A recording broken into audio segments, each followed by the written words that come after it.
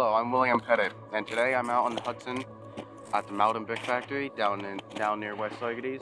And today we're looking at a very interesting thing. Over there we have an old abandoned barge. The barge would have been used to carry all these bricks. You can find on the ground.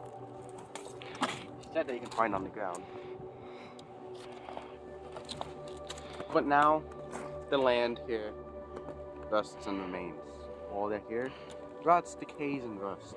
And what's left of the great voyages that built New York City now lay in despair, dismembering, and to be forgotten by time. Join me as we explore one of the greatest times in history.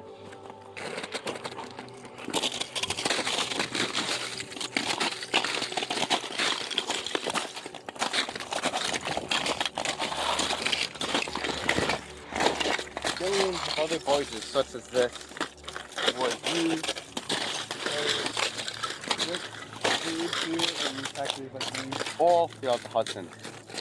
And they would have been voyaged, shipped up in the Hudson.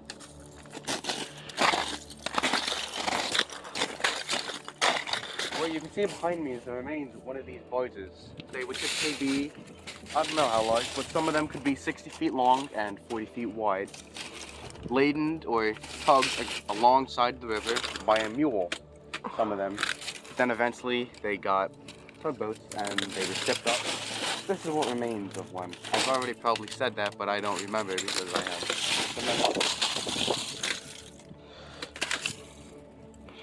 This is. If you tune in for next week, we'll go to another one out by in a different area. Some machine shop and furnaces that would build the bricks that would then further go up the Hudson River.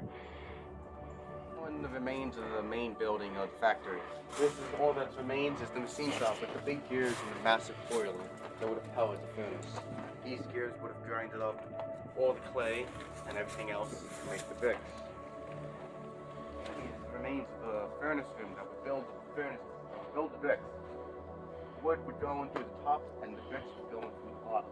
It might be the other way around, I forgot. These would be huge pieces of machinery producing tons and tons of bricks daily on the dozen. What stands behind me is possibly some of the old employee cars that they used to drive from place to place. The Malden Brick Factory was very large, so having a car was very handy. And as you can see also behind me, in this area was the old house. Probably an old house. Now, interestingly enough, up the valley a bit is a junkyard where there's old junk and stuff from the 40s and 50s.